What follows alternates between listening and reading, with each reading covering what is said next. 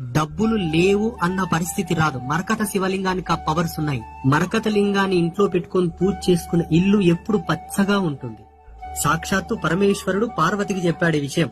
యజమాని బొటనవేలు ఏ సైజు ఎంత పొడవు ఉంటుందో అంతే పొడవు శివలింగం తెచ్చుకోవాలి. ప్రతి సోమవారం పొద్దున్నే స్నానం చేసుకుని నష్టన భస్మధారణ చేసుకుని లేదా ఇంత కుంకుమ బొట్టు పెట్టుకుని చందం బొట్టు పెట్టుకుని రాగి చెంబులో శుద్ధ జలం తీసుకొని రావాలి. ఆ నీళ్లు తెచ్చి దాంట్లో ఇంత భస్మం కలిపి మీ ఇంట్లో ఉన్న ఆ మరకత లింగానికి చక్కగా ఓం నమ శివాయ, ఓం నమ శివాయ, ఓం నమ శివాయ అని శివమంత్రమును చెబుతూ ఆ నీళ్లతో అభిషేకం చేసి అంత భస్మం రాసి బొట్టు పెట్టి దండం పెట్టుకోండి. మీకు ఎన్ని శుభాలు జరగాలి, ఎన్ని జయాలు జరగాలి, మీ ఇంట్లో ఎంత అభివృద్ధి జరగాలో అంత అభివృద్ధి శివుడిచ్చేస్తాడు. జ్యోతిష శాస్త్రం ప్రకారంగా కూడా